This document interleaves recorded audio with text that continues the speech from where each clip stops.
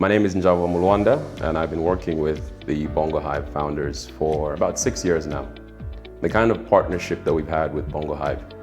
So Zenga Venture Fund started in 2017. Myself and 3 other Zambian co-founders who were based in the US wanted a way to invest in Zambia even though we were not here. And so we reached out to Simunza, who at the time was offering mentorship opportunities for us to mentor BongoHive entrepreneurs, entrepreneurs who came through the accelerator program, or who Simunza and Sulemesi and Lukonga had worked with and thought needed mentorship from angel investors. Zenga Venture Fund is an early stage investment vehicle. We also do advisory work, and we recently started a trade finance business. And so back in 2015, we started mentoring a couple of young entrepreneurs who 2 and 3 years after, the Musanga and Zipos founders, we ended up investing in their businesses. So that's the sort of partnership that we've had with BongoHive over the last 6 years. So what role do partnerships play in Zenga's business first? And then I'll come to what role they play in the ecosystem second. So as an investor, partnerships like the one we have with BongoHive are critical because we rely on BongoHive's professionalism, we rely on their mentorship, we rely on the tough time that they sometimes give entrepreneurs to help businesses become investor ready. So for an investor like us, someone like BongoHive and the focus they have on the early stage component of a growth business is critical to the success of our own investment.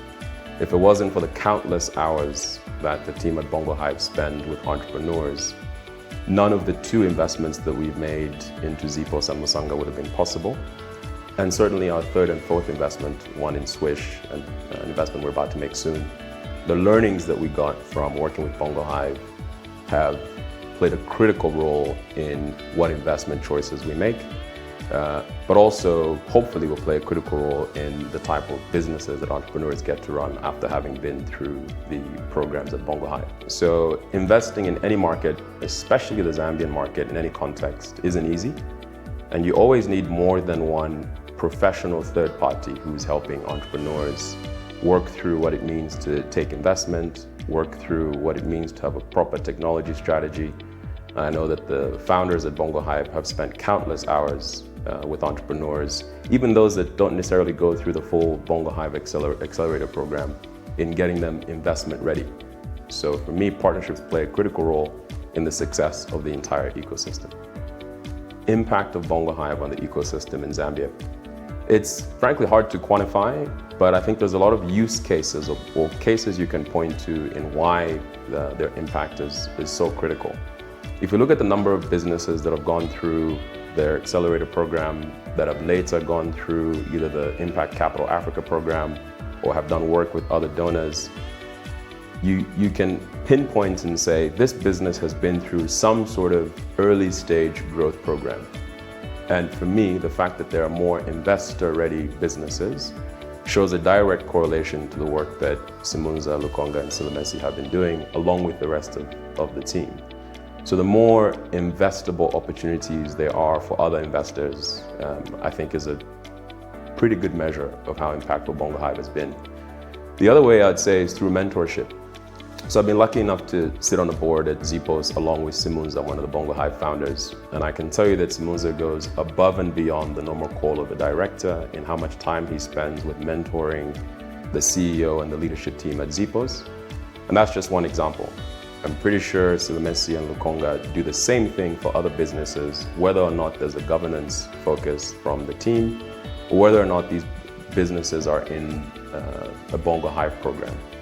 So the number of entrepreneurs that raise money, the number of entrepreneurs that go on to hire other people and create employment, for me is a pretty direct indicator of how impactful BongoHive has been on the ecosystem in Zambia.